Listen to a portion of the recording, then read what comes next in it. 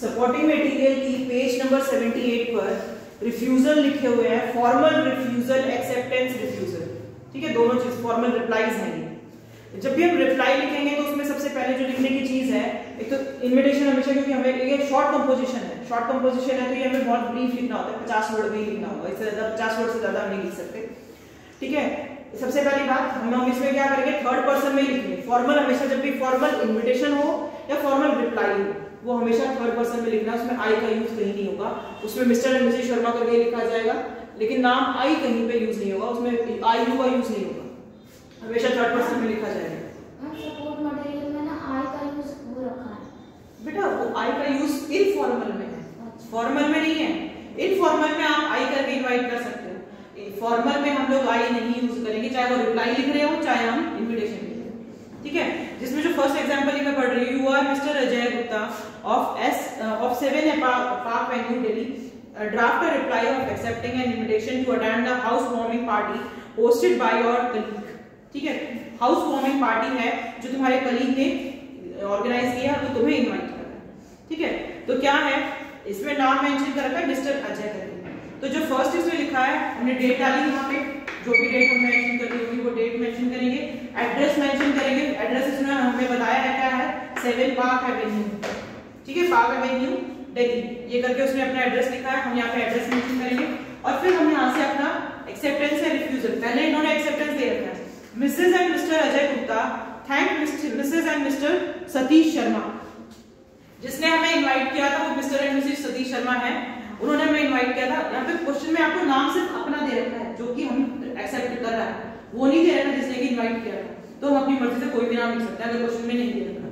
ठीक है, तो यहाँ पे उसने जब लिखना शुरू किया, ये कंटेंट लिख रहा है, कंटेंट में उसने क्या लिखना शुरू किया कि Mr and Mrs Ajay Gupta thank Mrs and Mr Satish Sharma, Satish Sharma को थैंक यू बोल रहे हैं फॉर देयर काइंड इन्विटेशन। इस चीज का इन्विटेशन है on the house warming party.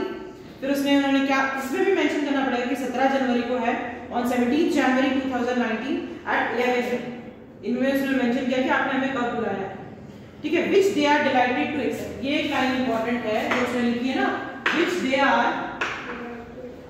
Are dilated, ये सब में लिखनी है आपको। अगर ये लाइन,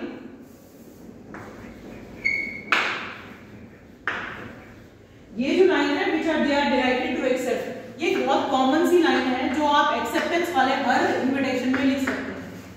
क्लियर है, which they are delighted to accept, delighted मतलब they are happy to accept, वो खुश है उस चीज को, हैप्पी है एक्सेप्ट करने के लिए, डिलाइटेड का मीनिंग ये है। तो ये चीज आप हर इन्विटेशन में जो भी एक्सेप्टेंस लिखेंगे उसमें हर में लिख सकते हैं। It's their great pleasure to attend the ceremony, और ये लाइन भी आप सब में लिख सकते हैं, कॉमन लाइन है, जो भी आप एक्सेप्ट करेंगे ये सब में आप मेंशन कर सकते हैं। हर इन्विटेशन के एक्सेप्टेंस आपको दोनों आएंगे एग्जाम में। ऑप्शन में जब 3 नंबर का जब आपको लिखा हुआ आएगा तो 3 नंबर में आपको ऑप्शन में हो सकता है कि फॉर्मल दे दे, और दूसरे में आपको एक्सेप्टेंस या रिफ्यूजल का लिखने के लिए दे दे इन्विटेशन। ठीक है, हो सकता है आपको इनफॉर्मल दे दे। ठीक है, लेकिन आएंगे 4 ही तरीके हैं, फॉर्मल, इनफॉर्मल और फिर उनका एक्सेप्टेंस या रिफ्यूजल।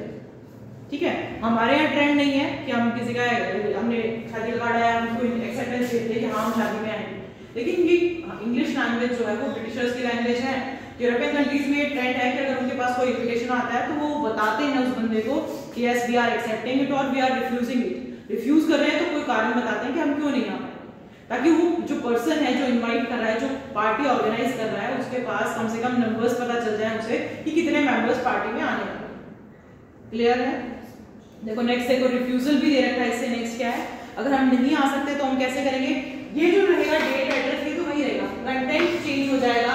कंटेंट में वो आगे क्या लिखता है, Mrs and Mr Ajay Gupta thank Mr and Mrs Satish Sharma, ये वही रहेगा same as it is, for their kind invitation on the house warming party. आगे डेट, टाइम, वेन्यू सब कुछ वैसे ही रहेगा, बस क्या लिख देंगे जहां उन्होंने कहा था ना we are happy to delight which they are delighted to accept, वहां पे वो क्या लिखेगा, but regret their inability, but regret their inability, सब में हम कॉमन है, सब में वही लिख सकते हैं, रीजन अलग होगा सबका, accept to but regret their inability to accept the same due to an urgent and unavoidable assignment abroad. उनको कहाँ जाना है, अब्रॉड जाना है, दूसरी कंट्री में जाना है, फॉरेन कंट्री में जाना है, जिसकी वजह से वो ये फंक्शन अटेंड नहीं कर सकते। रीजन दे दिया उन्होंने, उसके लिए उन्होंने कहा रिग्रेट का मतलब क्या होता है, वी फील सॉरी। यहाँ पे मैंने क्या बताया, डिलाइटेड का मतलब क्या होता है, हैप्पी, एंड रिग्रेट का मीनिंग क्या होता है, सॉरी। जो वर्ड उन्होंने यूज किया रिग्रेट, रिग्रेट का मीनिंग क्या होता है, सॉरी, कि हम वो दुखी हो रहे हैं कि नहीं आ सकते, वो आना चाहते थे बट नहीं आ पाए। ठीक है, फॉर्मल इन्विटेशन में अगर हम लोग कार्ड नहीं बनाते हैं, अगर मान लो हमें ये तो मैंने बताया फॉर्मल इन्विटेशन का तो कार्ड फॉर्मेट है या फिर उसका एक्सेप्टेंस और रिफ्यूजल है। लेकिन अगर हम कार्ड फॉर्मेट में नहीं बना रहे, हमें कार्ड फॉर्म में नहीं बनाना है, एक जनरल फॉर्म में लिखना है, लेटर फॉर्म में लिखना है, तो भी तुम्हारा एग्जांपल दे रहेगा पेज नंबर 79 जो तुम्हारी बुक है सपोर्टिंग मटेरियल की, उसमें पेज नंबर 79 पे जोनल डेक्लारेशन कंपटीशन है, स्कूल में ऑर्गेनाइज किया जा रहा है। जोन क्या होता है, मतलब जो हमारा स्कूल है जोन 12 में आता है, तो एक तरीके से इस जोन 12 के अंदर बहुत सारे स्कूल आते हैं, फिर जोन के बाद डिस्ट्रिक्ट होती है। तो जोनल लेवल पर उन्होंने एक डेक्लामेशन कंपटीशन, डेक्लामेशन क्या होता है, भाषण प्रतियोगिता, ठीक है, जोनल लेवल पर उन्होंने इंटर जोनल डेक्लामेशन कंपटीशन रखा है। उस कंपटीशन के लिए हमें स्कूल्स में बच्चों को इनवाइट करना है और हम हमारे स्कूल में ये भेजेंगे। तो कैसे लिखना शुरू करेंगे, सबसे पहले स्कूल का नाम, फिर नेम ऑफ द स्कूल लिखेंगे जो इनवाइट कर रहा है, ठीक है, नेम ऑफ स्कूल लिखेंगे हम सबसे पहले।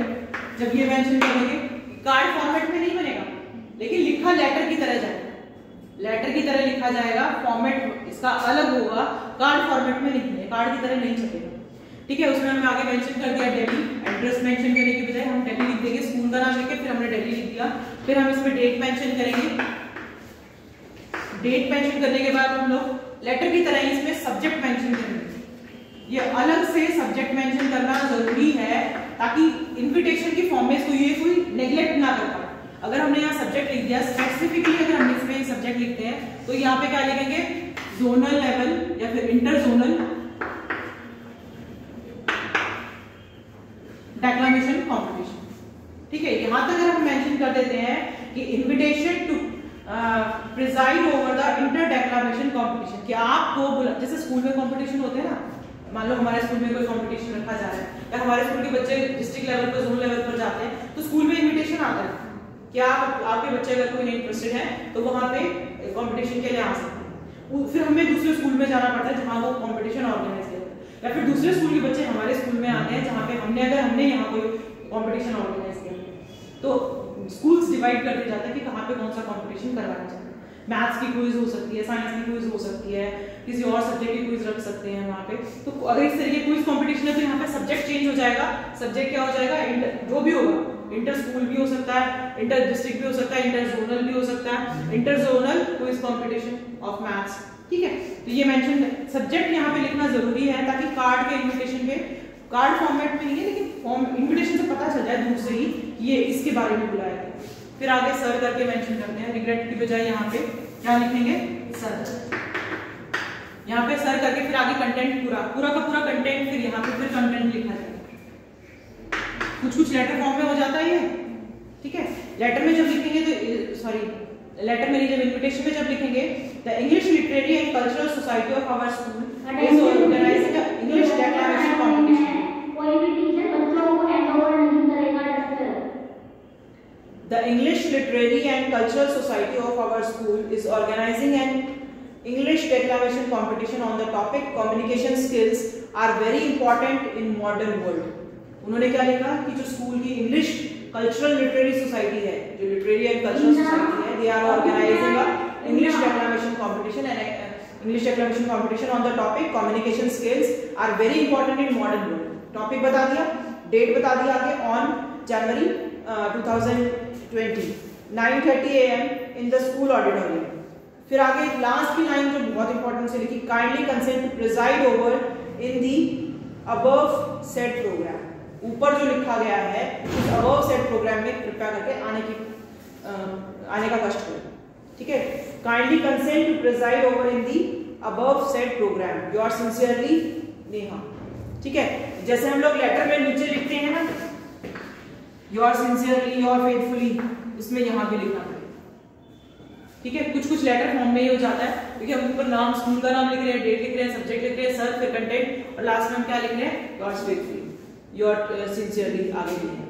सिर्फ जो बीच का कंटेंट है, एक चीज और, जैसे हम कार्ड बनाते हैं तो कार्ड में हम लोग क्या करते हैं, डेट, टाइम, वैल्यू अलग अलग लाइन में लिखते हैं, डेट भी अलग लाइन में लिखेंगे, टाइम भी वेन्यू भी अलग प्लेस जहाँ पे भी फंक्शन है, किसी का नाम लिखना है, लड़की का नाम, लड़के का नाम, सब कुछ अलग अलग उसमें लिखेंगे। लेकिन जब हम यहाँ पे कंटेंट लिखेंगे, यहाँ पे जब हम कंटेंट लिख रहे हैं, ये है फॉर्मली, ये मत सोचना कि ये फॉर्मल नहीं है, लेकिन ये कार्ड फॉर्म में नहीं है, ये फॉर्मल इन्विटेशन थी, ठीक है। इसमें हमने आई का यूज नहीं किया कहीं पे। हमने क्या बोला, इंग्लिश डेक्लेमेशन जो है वो कौन ऑर्गेनाइज कर रहा है, इंग्लिश कल्चरल सोसाइटी ऑर्गेनाइज करी। हमने आई का यूज कहीं नहीं लिखा कि आर स्कूल इज ऑर्गेनाइजिंग, नहीं लिखा ना हमने यहाँ पे थर्ड पर्सन में ही लिखा है, आई का यूज नहीं किया। आई का यूज हम कहाँ करेंगे, जहां हम लोग इनफॉर्मल इन्विटेशन लिखेंगे वहां पे हम आई का यूज करेंगे, वहां पे हम लोग फर्स्ट पर्सन में लिख सकते हैं। यहाँ पे हम हमेशा थर्ड पर्सन में ही लिखेंगे। तो इन्होंने यही बोला। और फिर डेट टाइम वैल्यू देखो बेटा, लेफ्ट बिल्कुल टोटली डेट टाइम वैल्यू से कुछ लाइंस में लिखा है, अलग अलग लाइन में नहीं लिखा। कार्ड की तरह, कार्ड में तो क्या होता है, एक लाइन में एक ही चीज लिखी जाएगी, डेट लिखेंगे, डे लिखेंगे, अगले में टाइम लिखेंगे, फिर उससे अगले में प्लेस लिखेंगे।